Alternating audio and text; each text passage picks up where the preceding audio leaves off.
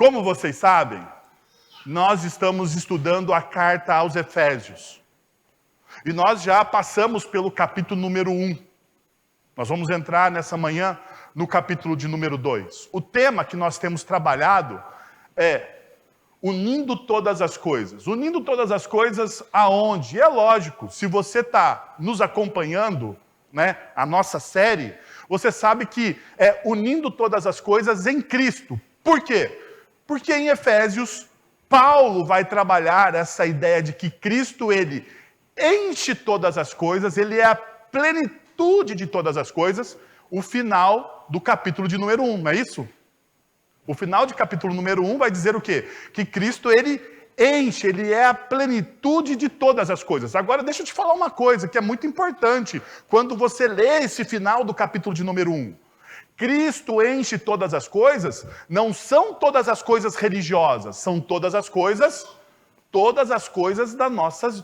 das nossas vidas, todas as esferas de atuação nossa. Então, onde nós atuamos, Cristo preenche todas as coisas, e é isso que o texto bíblico está dizendo. Por quê? Porque Cristo é a convergência de todas as coisas, como também vimos no capítulo 1. Então, dessa forma, você vai perceber que Paulo está retirando essa vida fragmentada que nós temos. Porque nós gostamos de departamentalizar a nossa vida. Nós gostamos de fragmentar a nossa vida. E daí a espiritualidade bíblica está dizendo, não, você não pode fragmentar a sua vida. Porque quando você fragmenta a sua vida, você não tem uma vida plena. E talvez uma das grandes temas de Efésios é você ter uma vida plena. É você ter uma vida plena porque em Efésios Paulo vai tocar em áreas sensíveis da nossa vida privada. Criação de filhos, casamento, dinheiro, trabalho. Vamos chegar no capítulo 5, sem pressa. Nós estamos no capítulo 2. Mas nós vamos chegar lá. Mas para você perceber o que Paulo está fazendo. Paulo está construindo, então, essa ideia, ou este conceito, de que Deus está, ou que Deus, melhor dizendo, de que Deus em Cristo uniu todas as coisas. Mas, se você está chegando agora aqui pela primeira vez, quero que você não não fique aí perdido na nossa série. Deixa eu só dar para você um rápido resumo do que nós estudamos nos últimos domingos. No primeiro domingo dessa série, nós vimos isso aqui. A eleição divina nos cativa, despertando nossa profunda... despertando uma profunda adoração e reverência a Deus. A redenção, por sua vez, revela um propósito autêntico e transformador para as nossas vidas. E com a garantia do Espírito Santo, ou seja, o texto bíblico de Efésios diz que nós somos selados no Espírito. Nós somos impulsionados, através desse selo, dessa garantia, nós somos impulsionados a abraçar uma missão de amor a Deus e serviço ao próximo. Ou seja, como que desenvolve a nossa espiritualidade? A minha espiritualidade se desenvolve da seguinte forma: eu amo a Deus, mas como esse amor a Deus, ele é materializado? Como esse amor a Deus se torna palpável no nosso dia a dia? Porque lembra, amor a Deus pode se tornar um conceito. Lembra o que Paulo está fazendo? Paulo está transformando um conceito em uma prática. Em algo palpável para o nosso dia a dia. Então, como que o amor a Deus, como esse amor a Deus se torna o quê? Palpável, visível, real. Servindo ao próximo. Tanto que o apóstolo João vai dizer que se você pode declarar, você pode falar, você pode gritar aos 4 lugares, aos 4 ventos, aos 4 cantos da terra, que você ama a Deus. Mas se você não amar o seu próximo, você é o quê? Mentiroso. O apóstolo João trabalha na mesma perspectiva do apóstolo Paulo, então. O apóstolo João traz a mesma perspectiva. Olha, se eu digo para todo mundo que eu amo a Deus, existe uma materialidade disso, existe uma prática disso.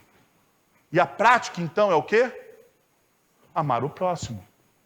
Foi o que nós vimos nos domingos passados. Nessa harmoniosa tríade espiritual, encontramos um caminho onde nossa devoção, propósito e serviço se entrelaçam em uma jornada de plenitude e significado. Ou seja, quando eu estou exercendo essa tríade, eu estou criando plenitude e significado para nossas vidas. No domingo passado, ao celebrarmos os sinais da bondade divina no meio do seu povo, eles ecoam como uma bela melodia de adoração. João capítulo 15, verso de número 35. E todos saberão que vocês são meus discípulos, se vocês amarem uns aos outros. De novo. Como que aqueles que estão fora da igreja, aqueles que estão fora da igreja, aqueles que não fazem parte da comunidade, quando eles olham a comunidade, o que eles precisam ver, segundo João, capítulo 13, versículo 35? Eles precisam ver o quê? O nosso amor sendo materializado. A nossa adoração ganhando não somente palavras, mas ganhando carne, prática. E como isso acontece?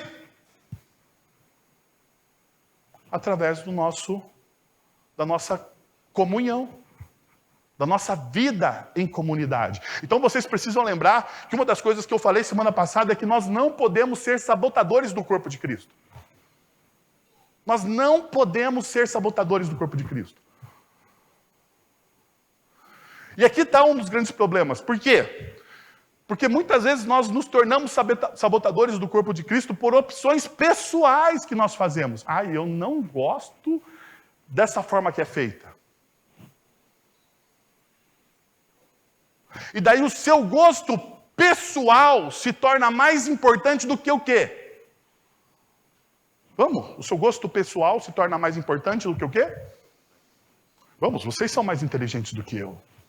Eu sei disso. É ou não é? O seu gosto pessoal se torna mais importante do que o quê? Do que a comunidade. Do que a comunhão. Então, por isso que pessoas abandonam igrejas. Pessoas abandonam igrejas muitas vezes porque o gosto... Eu não estou falando que você deixou uma igreja que não pregava seriamente o evangelho. Não estou falando disso.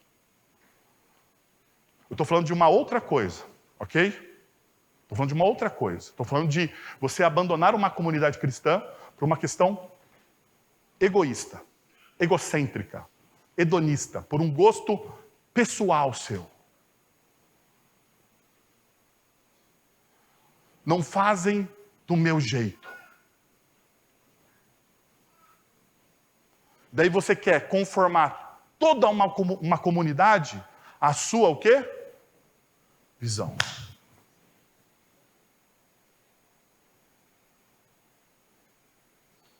Deixa eu fazer uma pergunta para vocês. Isso funciona na família? Você consegue conformar todo mundo da sua família à sua visão? Hã? Quê?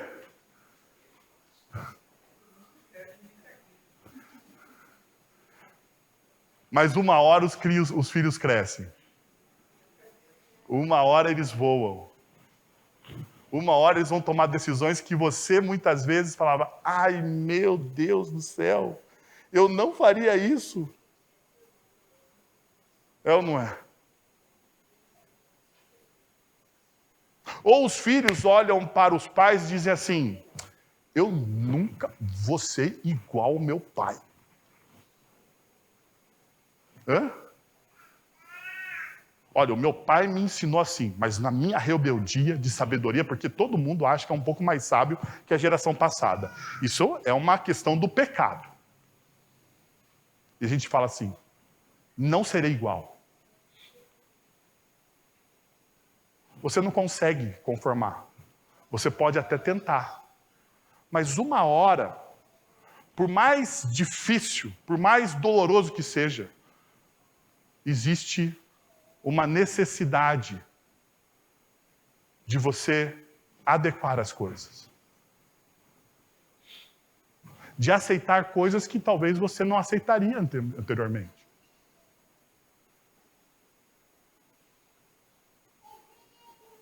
De fazer concessões.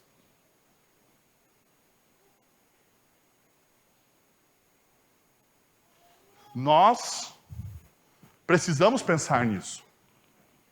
O fato, então, é que o texto continua, e a gente continua estudando, enquanto cultivamos uma comunhão diária com Deus em nossa jornada, vamos descobrindo a grandiosidade da exaltação de Cristo em toda a sua plenitude gloriosa.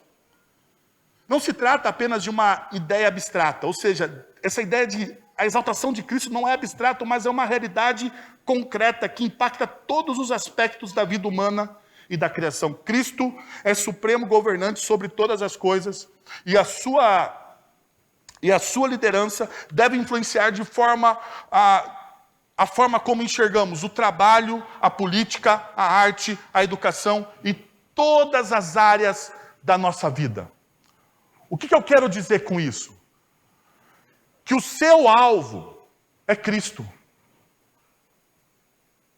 Tem um livro muito antigo, não sei se você leu, mas você talvez deveria ler com algumas reservas. Chama Em Seus Passos, o que faria Jesus? Quem já leu esse livro? É uma história fictícia, que uma cidade inteira é impactada por um testemunho. E a cidade inteira começa então, e a igreja, a partir da igreja, e a cidade inteira começa então a perguntar o quê? Quais seriam as minhas atitudes se Cristo estivesse no meu lugar?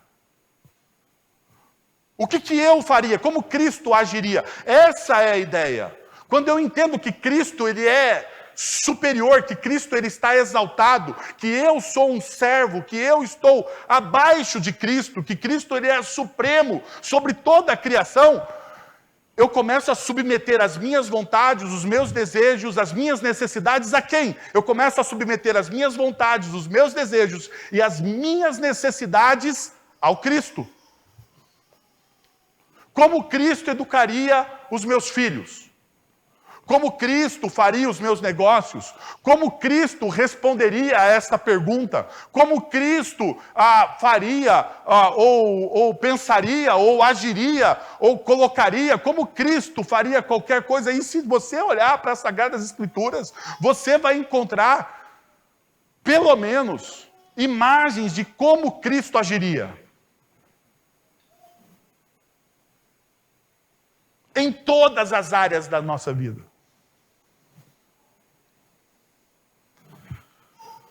Nesse domingo, nós vamos ver o seguinte. Neste domingo, nós vamos ver, primeiro, agora pela manhã. Lembra que eu gostei da ideia da semana passada?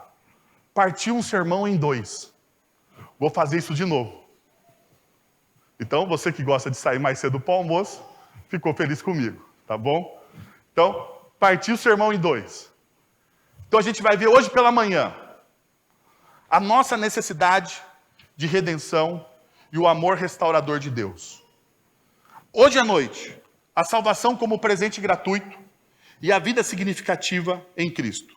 Então abra sua Bíblia em Efésios capítulo 2 e nós vamos estudar do verso de número 1 até o verso de número 7. Mas antes da gente entrar, deixa eu dar um contexto para você. Esse parágrafo que vai do verso de número 1 até o verso de número 10, contém 2 sentenças em grego. Paulo ele vai fazer muito isso em Efésios. Ele vai fazer sentenças grandes. Então, o texto do primeiro capítulo, que nós estudamos domingo passado, ele era uma sentença inteira. Enorme, gigante. E Paulo está fazendo isso. Na primeira sentença, o sujeito é Deus. Versículo de número 4. E o verbo principal aqui é vivificando. Por meio da incrível graça de Deus, nossos corações espiritualmente mortos foram revividos. Experimentamos a salvação pela graça mediante a fé. O texto vai repetir 2 vezes isso. Você tem salvação não por causa daquilo que você faz ou deixa de fazer. Mas você tem a salvação pela graça de Deus. Por aquilo que Deus fez por você a despeito de você. O texto ainda vai nos mostrar o seguinte, que além disso, essa passagem está conectada à sessão anterior, especialmente aos versos de número 19 e 20, que descreve o poderoso ato de Deus de ressuscitar Jesus dos mortos. E aqui tem uma coisa importante. O ato da ressurreição vai demonstrar o infinito poder de Deus de transformação. O ato da ressurreição, quando Deus ressuscita Jesus dos mortos, não é um ato simples. Porque nenhum outro, apesar de não existir nenhum outro Deus, mas em nenhuma outra confissão de fé, em nenhuma outra expressão de fé, você tem um ato tão poderoso. Tão poderoso. E o que isso nos mostra? Que esse ato tão poderoso de Deus ressuscitando Jesus dos mortos,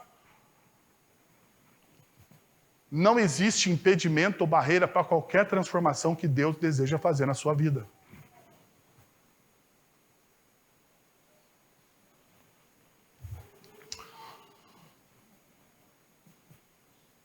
Este mesmo poder nos levanta da morte para a vida, nos capacitando a viver uma vida com significado, uma vida significativa. Diante disso, eu gostaria de mostrar para vocês 2 verdades que a primeira parte do texto, do capítulo 2, nos mostra. Deixa eu te mostrar. Primeiro, veja, sem Cristo estávamos mortos e separados de Deus. Talvez isso seja uma realidade teológica que você fale e você expresse isso de diversas formas. No entanto, mais uma vez, muitas vezes essa verdade teológica está aqui, no nível do conceito.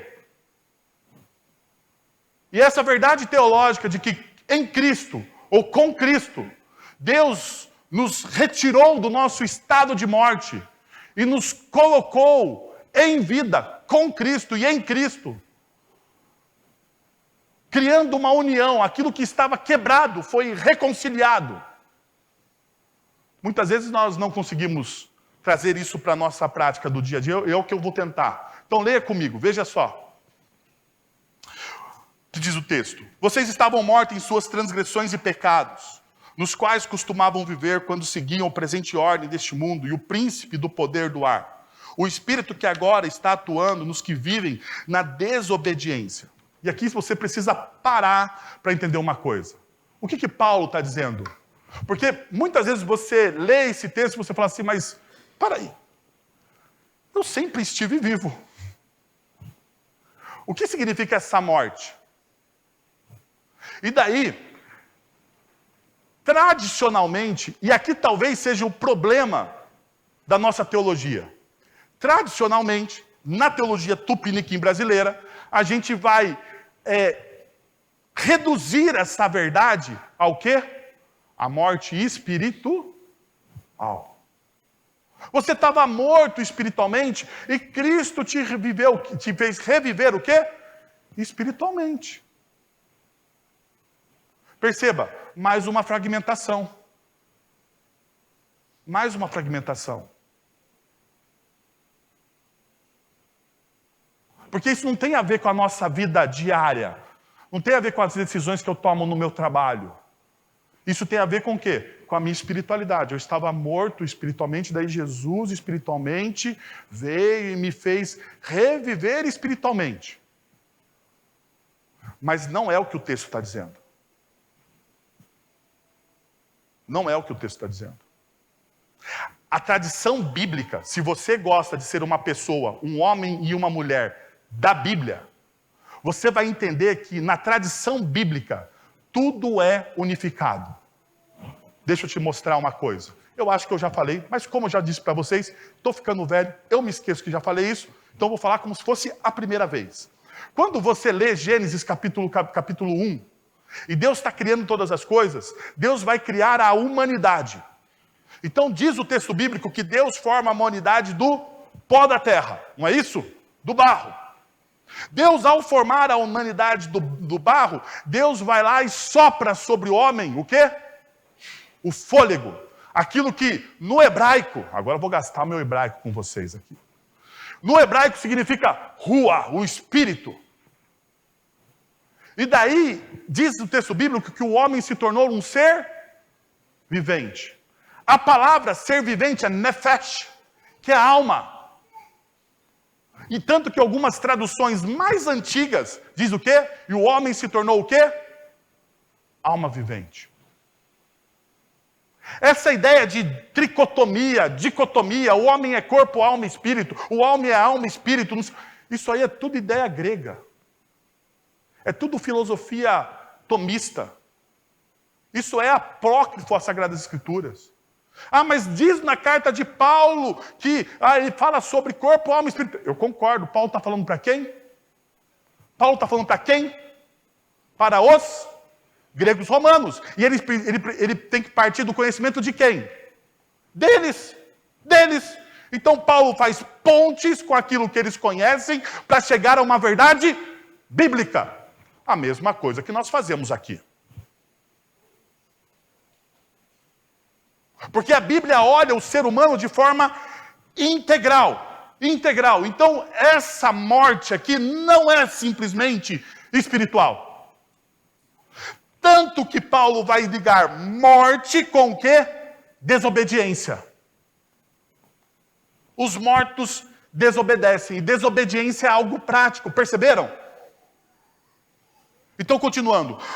Anteriormente, todos nós também vivíamos entre eles, satisfazendo as vontades da nossa carne, seguindo os seus desejos e pensamentos. Como os outros, éramos por naturezas merecedores do quê? Da ira.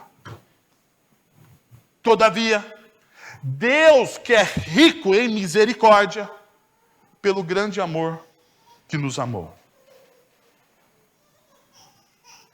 Antes de conhecermos a Cristo, Paulo descreve como éramos. Paulo está fazendo uma descrição. Ele usa palavras fortes para demonstrar essa descrição, aplicando ela à nossa realidade diária. E olhando para a sociedade ao qual ele está inserido, ele quer deixar claro, muito claro, que nós somos afetados pelo pecado de maneira abrangente. Porque qual é o nosso problema muitas vezes? O nosso problema é que nós achamos que o pecado é um ato. Porque a gente olha o decálogo, os 10 mandamentos, e fala assim, não matarás. Daí você pensa, você pobre, homem, como eu também penso, eu não matei ninguém. Eu sou um homem o quê? Eu sou um homem bom. Daí você lê no decálogo, não adulterarás. Você fala assim, sou fiel à minha esposa. Sou uma menina casta, sou um menino casto. Sou um homem o quê? Bom. Estrelinha da escola dominical. Eu olho para lá e digo, não roubarás. Não roubarás. Você olha para aquilo lá e fala o quê? Não roubei. Pelo menos não igual aos políticos de Brasília. Logo eu sou o quê? Um homem bom. Eu sou um homem bom. O que você está fazendo? Você está olhando o pecado de maneira reduzida para um fato. E quando nós olhamos para as Sagradas Escrituras, nós entendemos que o pecado, ele tomou conta de todas as estruturas. E é o que Paulo está nos ensinando aqui. O pecado, ele tomou conta de todas as estruturas ao qual nós estamos inseridos. cultura, política, arte, trabalho, o pecado, ele penetrou em todas as estruturas e o pecado influencia todas as estruturas de maneira negativa, tanto que a Bíblia vai afirmar de maneira categórica, real, que todos nós nascemos no quê? No pecado. O que isso significa? Que toda a estrutura ao qual nós adentramos quando nascemos é pecaminosa, que em nós está o pecado. Então veja, acaba com aquela mentalidade pós-moderna de que o homem é produto do meio. Não, o homem não é produto do meio. Porque existem pessoas mau caráteres, ou existe maldade em todas as esferas da sociedade, seja qual for a classe social da pessoa.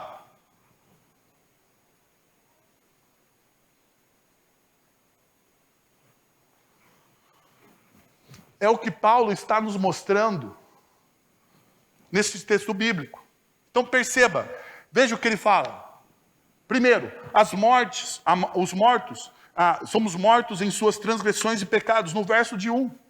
O termo transgressão e pecados abrange de forma ampla a maldade humana, revelando que estávamos espiritualmente mortos, imersos em uma vida caracterizada por desobediência e aprisionados em uma condição de culpa. Consequentemente, éramos pessoas desafortunadas e culpadas devido às nossas ações e às nossas falhas morais.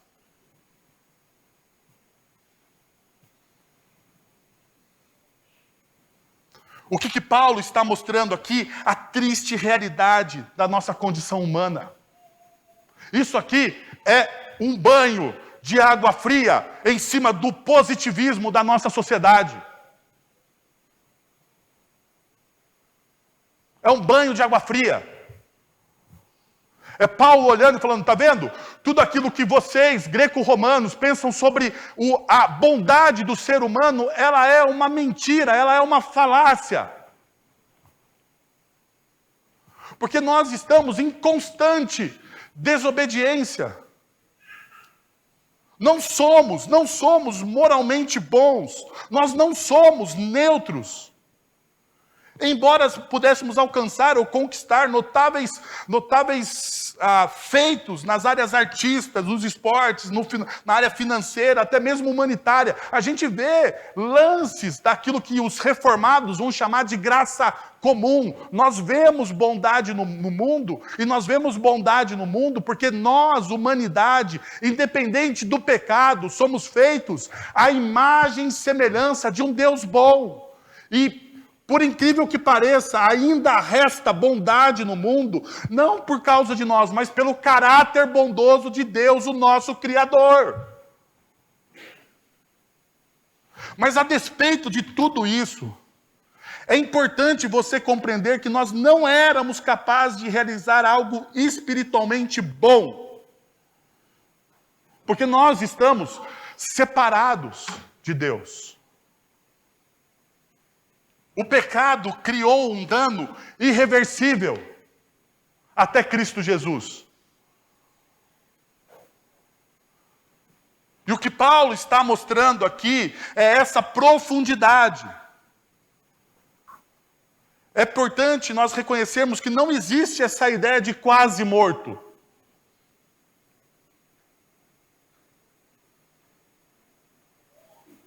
Quer ver? Vem aqui, Gui. Vem aqui, Marcelão. Vem aqui. Vamos fingir de conta. Não, porque eu não preciso ficar de... Ninguém vai lutar o Ultimate Fight aqui. Fique tranquilo, fique tranquilo. Vamos fingir de conta que o Gui é um descrente. Com essa cara de skinhead que ele tem. E vamos fingir... Não, vamos fingir não. O Marcelo é crente. O Marcelo é o nosso crente. Se olhando para esses dois aqui, qual é a diferença?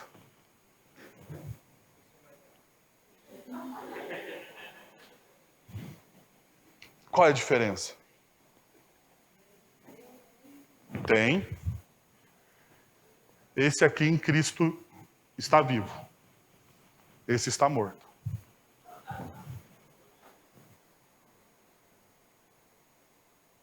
Sabe qual que é o nosso problema? O nosso problema é que a gente trata gente morta como gente viva. Está aqui o nosso problema. O nosso problema é que a gente tenta se relacionar com gente que não recebeu a regeneração em Cristo Jesus, como se a gente se relacionasse com gente que recebeu a regeneração em Cristo Jesus. Por isso que Jesus vai dizer que vocês precisam ser simples como quem? E astuto como quem? Porque você precisa saber onde está o perigo. Nós lidamos com duas realidades distintas de pessoas o tempo todo. Nós lidamos com gente que não foi restaurada pelo sangue de Cristo, e essa pessoa, segundo o apóstolo Paulo, não segundo eu, porque eu não dou palavra nenhuma aqui, segundo o que Paulo diz aos Efésios, aqueles que não estão em Cristo Jesus estão o quê? Mortos. Mortos. Eles são o quê? Desobedientes. Eles são culpados. Eles estão debaixo da ira de Deus. Essa é a realidade daqueles que ainda não receberam o Evangelho de Cristo Jesus nas suas vidas. E nós não podemos brincar com isso. Nós brincamos com isso quando? Qual momento da nossa vida nós brincamos com essa realidade? Quando nós nos relacionamos com essa pessoa da mesma forma com que a gente se relaciona com alguém que é o quê? Regenerado pelo poder do Espírito Santo.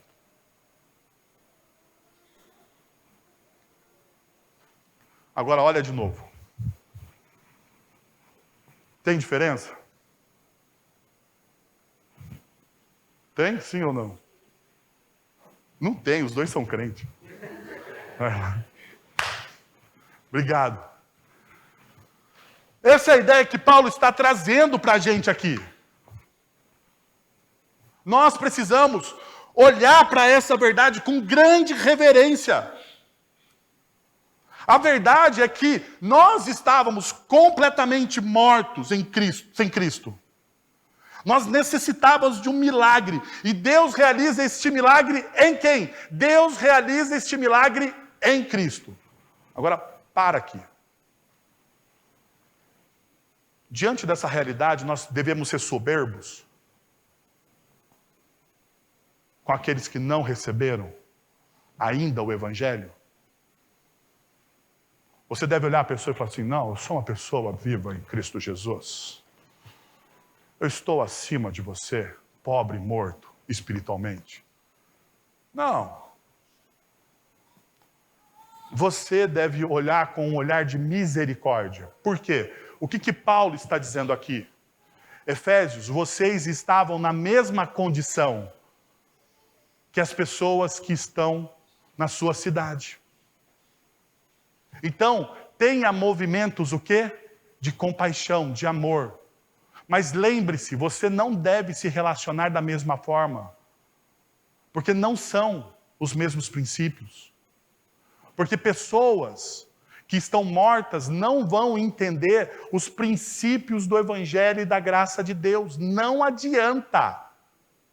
Elas podem até achar alguns dos nossos princípios, dos nossos valores, daquilo que nós fazemos como igreja, daquilo que o Evangelho diz, das falas de Jesus, algo fantástico. Eles podem achar.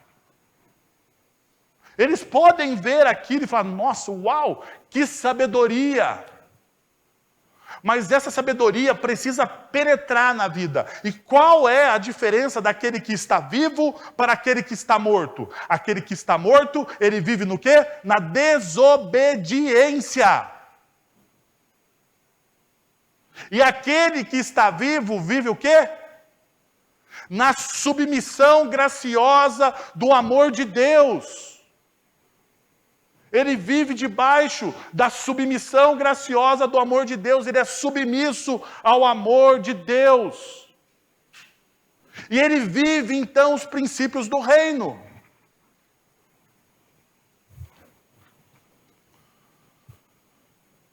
Eu espero que tenha ficado claro. 2.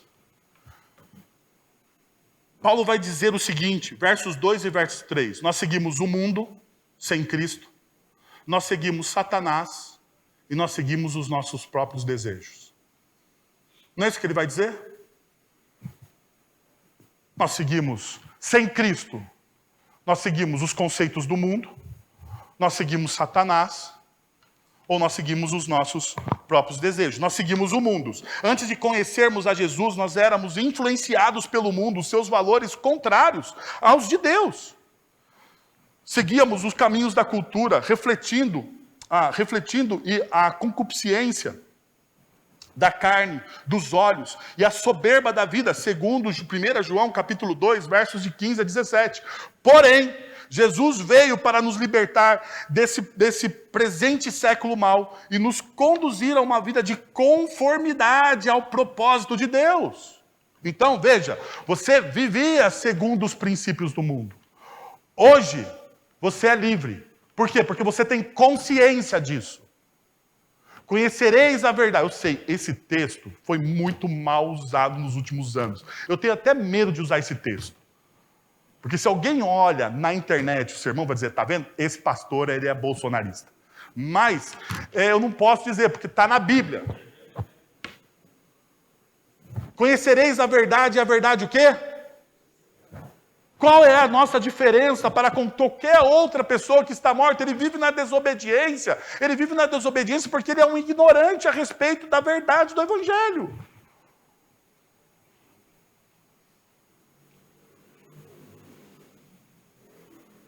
E a ignorância dele não é uma ignorância por maldade, por dolo. É uma ignorância porque a graça ainda não penetrou no coração dele. Nós não mais seguimos os princípios do mundo. Isso é uma marca, isso é uma marca. É uma marca de quem anda e quem caminha com o Evangelho. Nós não seguimos mais a Satanás, e Paulo vai dizer isso. Olha, Paulo descreve a atuação de Satanás. O poderoso líder dos espíritos malignos sobre aqueles que vivem na desobediência. Essas pessoas estão imersas nas trevas, sendo influenciadas e tentadas pelo maligno a desobedecer a Deus. Satanás age no mundo, lançando suas armadilhas para que os pecadores caiam nelas. Essa realidade é enfatizada em Efésios, onde são mencionados os principados e potestades controlados por Satanás. O apóstolo alerta sobre a importância de resistir às suas influências e viver em obediência a Deus. E daí, o John Piper, lendo Efésios, ele vai dizer o seguinte, que Efésios é uma declaração de guerra para ser uma contracultura. Uma declaração de guerra no sentido de dois reinos, na verdade ele fala de um reino e o seu parasita, o seu insuflador.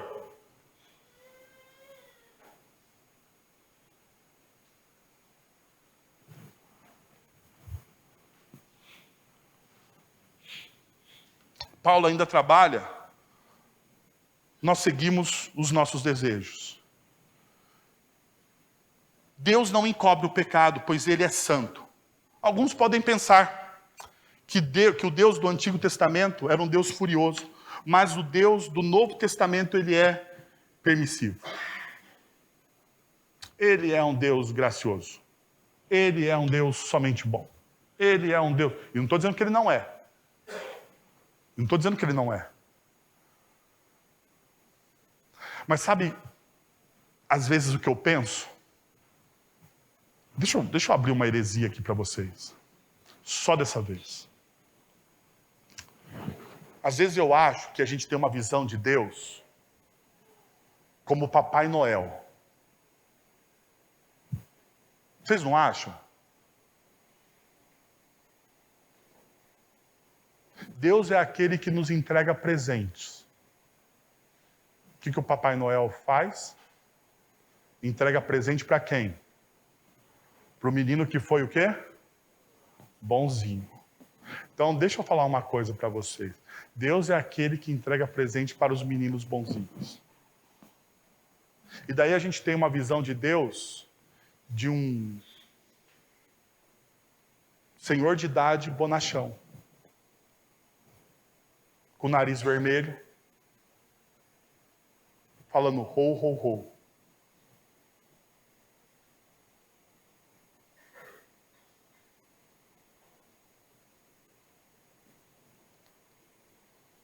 Eu acho que nós temos imagens de Deus erradas.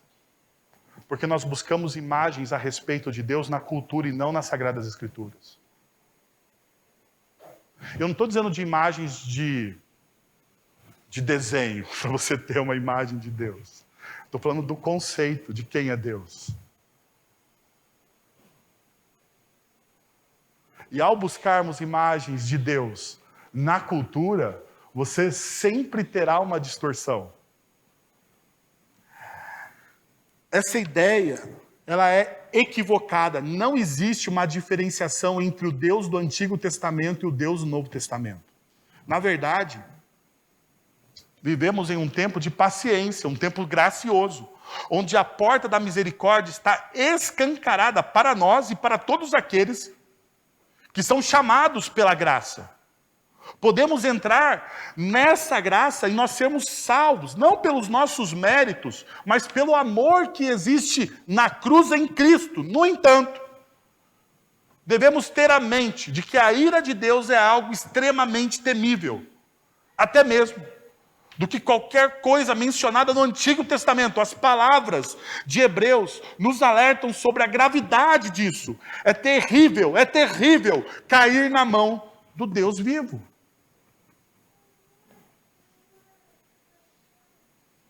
Por quê? Porque Deus, ele vai agir de maneira justa. Ele não será injusto. Porque perceba, todo o nosso conceito de justiça, ele é um conceito de justiça influenciado pelo pecado, pela maldade.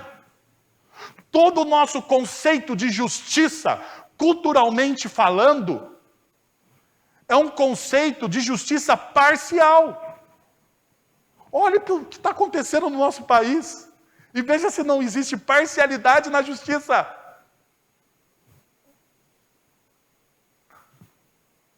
Agora veja, Deus, ele é o quê? Imparcial. Deus, ele não pende para um lado ou para o outro. Deus, ele é um justo juiz. Ele olha para a realidade sem drama. Ele mede a realidade da forma exata.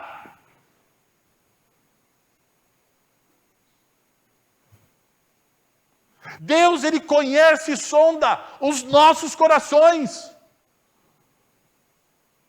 Ele sabe as nossas intenções.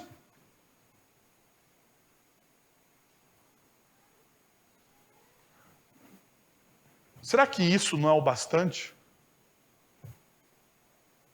para você entender a justiça de Deus? E você perceber que nós estamos num tempo da graça, e você então se perguntar a quem você está seguindo? A quem você segue? Porque veja, não existe vácuo no poder. Não existe vácuo na influência. O James K. Smith vai dizer o seguinte, que todos os seres humanos são seres religiosos, que eles a todo tempo estão adorando a alguma coisa ou a alguém. E isso é verdade. Está no nosso DNA. Nós fomos criados para adorar o Deus vivo, mas por causa do pecado, a nossa adoração se corrompeu. Então nós adoramos a qualquer outra coisa. Nós seguimos qualquer outra coisa. E Paulo dá 3 opções aqui. Você pode estar seguindo o mundo. Você pode estar seguindo o diabo. você pode estar seguindo o quê? Os seus próprios desejos. A quem você segue?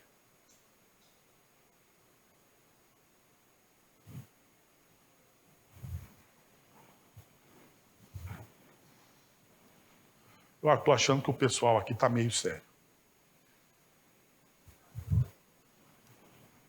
2.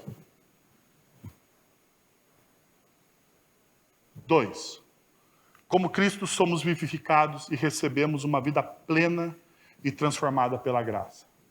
Verso de número 4. Todavia Deus, que é rico em misericórdia, pelo grande amor que nos amou, deu-nos vida com Cristo, quando ainda estávamos mortos em transgressões. Pela graça, veja, pela graça, vocês são salvos. Deus nos ressuscitou com Cristo e com Ele nos fez assentar nos lugares celestiais em Cristo, para mostrar às eras que hão de vir a incomparável riqueza de sua graça, demonstrada em sua bondade para conosco em Cristo.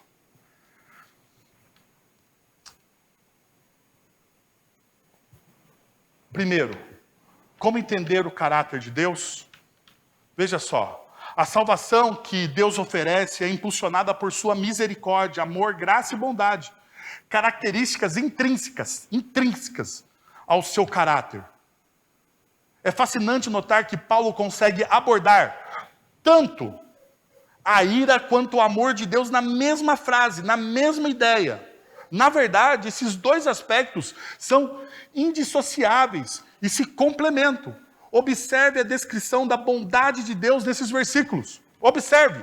Deus, ele é rico em misericórdia, versículo de número 4. O Antigo Testamento descreve Deus como rico em amor e fiel. O Salmo de número 3, o Salmo de número 103, o verso de número 8, nos mostra essa realidade. Aquele que se deleita no amor fiel de Deus. Malaquias capítulo 7, verso de número 18. A palavra em hebraico para esse tipo de amor é hesed. Refere-se a um amor leal e misericordioso de Deus. A misericórdia de Deus também é soberana. Ela é distribuída a todos, sem exceção. Não importa qual é a sua história. Deus, ele quer atingir o seu coração, a sua vida, com a misericórdia dele. Em seguida, Paulo demonstra, falando sobre o grande amor de Deus, Efésios 2, 4. Aos Romanos, Paulo escreve: mas Deus prova o seu próprio amor por nós, quando ainda nós éramos pecadores, mortos, depravados e condenados. Cristo morreu por nós.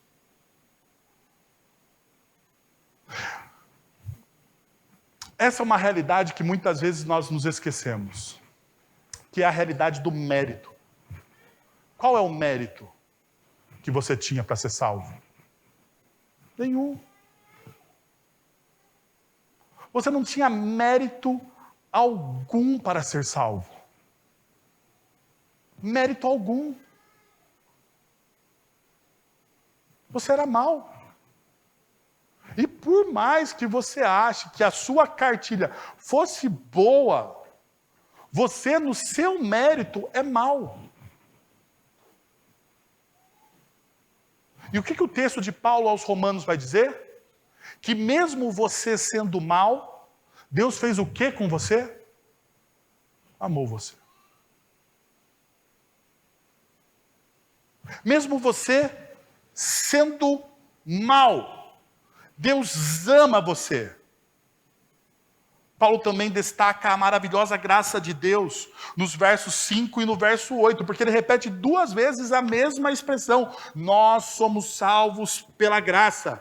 Ser vivificado quando estávamos mortos é uma obra da graça de Deus. É Ele atuando em você. Não tem nada a ver com as suas forças, com o seu querer, com a sua capacidade, com a sua bondade. Não, é Deus trabalhando em você. É uma monergia, é Deus, ele vem e invade você através do Santo Espírito dele.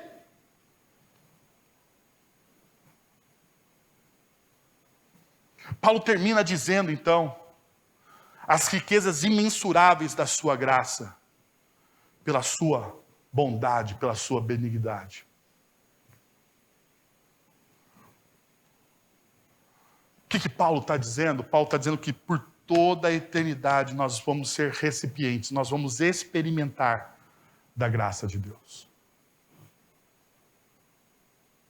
Agora veja, quais os efeitos práticos disso? O cristianismo não se trata apenas de se tornar uma pessoa mais legal, ou iniciar uma nova rotina religiosa. Isso não é cristianismo. Mas sim de tornar-se uma nova pessoa através da graça regeneradora de Deus. Ninguém está além do alcance dessa graça, e todos têm a necessidade dela. 2 Coríntios capítulo 5, verso 17, diz que em Cristo nós somos nova criatura. Que todas as coisas são feitas novas. Então perceba, não é uma mudança pontual na sua vida.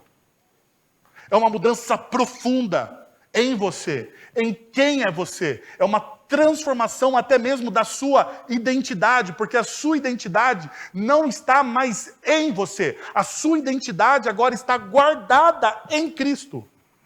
Tanto é verdade isso, que nos últimos dias daquilo que nós conhecemos como humanidade, o texto de Apocalipse vai revelar para a gente que nós vamos receber uma pedra branca com o quê? Com o quê? Com um novo nome. Na nossa cultura, o nome é uma várzea. Você dá o nome porque é bonito, não é verdade? Você não vê o significado do nome. Por exemplo, meu pai não foi lá e falou assim, o que significa Wellington? Simplesmente ele achou que era algo importante e deu o nome lá.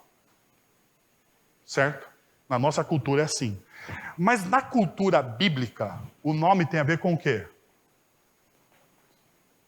Com a sua personalidade e com uma coisa que nós não entendemos, porque não faz parte da nossa cultura. Com a sua tribo. Com o seu clã. A gente não entende, a gente é meio fragmentado nesse negócio de, né? É meio difícil na nossa cultura a gente entender isso.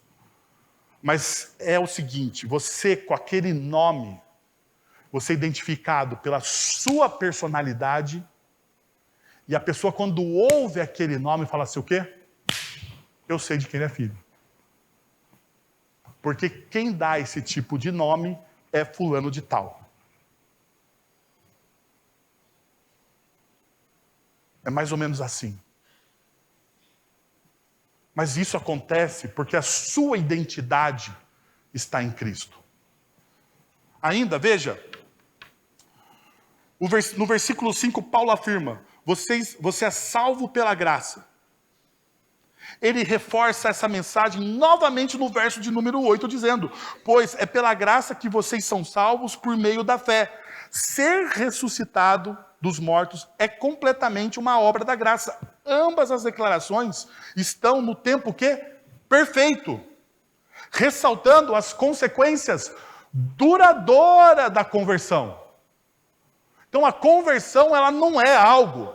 Aqui é outra coisa. A conversão não é um negócio que acontece, tipo, e você,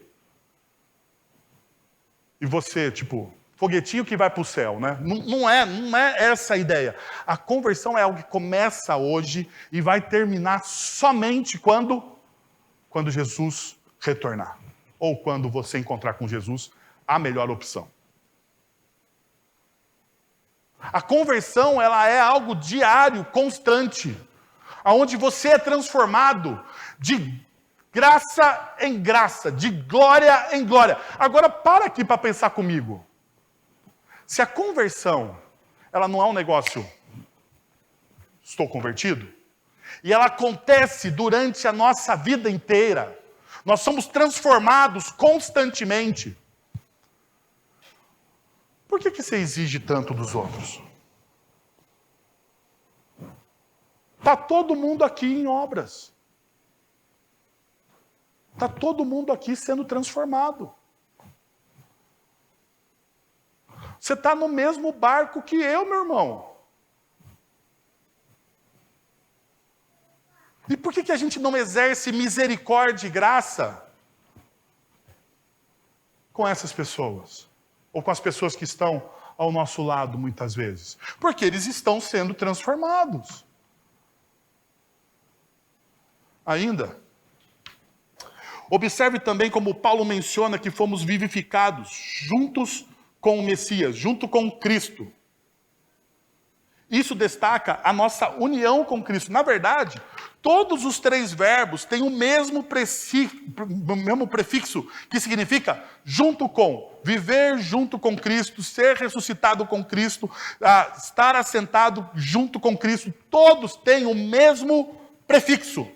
Tudo é feito por Ele, para Ele, por intermédio dEle. Quarto, considere a maravilhosa maneira pela qual Deus nos une a Cristo. Paulo afirma que fomos ressuscitados com Cristo, fazendo uma clara referência à ressurreição de Jesus. Para expressar essa união, Paulo utiliza a palavra sinergirem. O prefixo sim, aqui, essa palavra nos é familiar quando pensamos em computadores. Dela obtemos a palavra sync. Se você mexe com o computador, sabe disso. Que significa o quê? Sincronizar. Sincronizamos os nossos telefones com os nossos computadores para transferir músicas do computador para o telefone. Ou fotos, ou qualquer outra coisa que a gente precise sincronizar. Bem, segundo o texto, nós fomos sincronizados com Cristo. O que Deus realizou em Cristo, Ele fez simultaneamente para todos aqueles que creem. E aqui está o desafio dessa mensagem. Quero que você preste atenção, porque você pode esquecer tudo que eu falei. Só não pode esquecer isso, tá? Que é o bilhete para o céu. Estou brincando. É a graça só. Brincadeira, gente da internet. Não vai me trollar depois disso. Deixa eu falar uma coisa para vocês. Vocês vivem como pessoas sincronizadas com Cristo?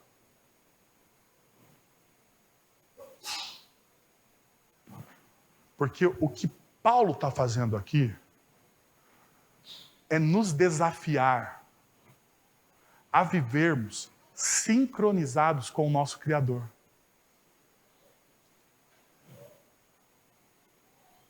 Então deixa eu te falar, não é o seu jeito, não é a sua forma. É o jeito de quem? É a forma de quem? É a maneira de quem? De quem? De Cristo. Você vive sincronizado com Cristo porque Deus em Cristo fez por você as mesmas coisas que Ele fez pelo Cristo. Eu não estou dizendo que você se transformou em um ser divino. Não. O que eu estou dizendo é que você se tornou alguém amado. Sabe, toda a nossa crise, ou a maior parte da nossa crise, pelo menos na nossa cultura hoje em dia, de significado é se nós somos amados. É se nós somos amados. Então deixa eu te dizer. Você não precisa ser amado mais por ninguém. Você foi amado por Cristo. Viva em sincronia disso. e a sua vida será transformada. Amém? Vamos orar?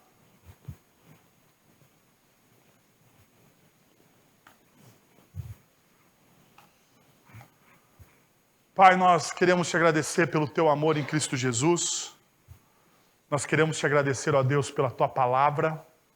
Nós queremos te agradecer, ó Deus, porque o Senhor fez tudo por nós em Cristo. Nós não poderíamos fazer. Nós estávamos mortos em nossos delitos, em nossas transgressões, em nossos pecados. Nós estávamos destituídos, nós perdemos, ó Deus, a nossa conexão com o Senhor. Nós fomos feridos, ou nós nos ferimos, por causa da decisão dos nossos primeiros pais, ao negarem, ó Deus, a tua bondade e o teu amor no Éden, sendo desobedientes. E a desobediência dos nossos primeiros pais atingiram todas as áreas das nossas vidas. Mas neste momento, Senhor, nós estamos debaixo da graça do Senhor. Nós estamos debaixo da graça de Cristo. E nós queremos então sincronizar os nossos corações com aquilo que Cristo fez por nós. Nós queremos viver de maneira sincronizada com o Cristo, Pai. Nos ajuda nisso, Senhor. Em nome de Jesus. Amém. Vamos receber a bênção, lembrando que às 18h30 nós estamos aqui novamente, tanto presencialmente quanto com a transmissão pela internet. Ok? Agora, irmãos, que a graça de nosso Senhor e Salvador Jesus Cristo, o amor de nosso Deus e Pai, o conselho, o consolo, o poder e a ação poderosa do Santo Espírito de Deus estejam sobre vocês agora e pelos séculos dos séculos. Amém.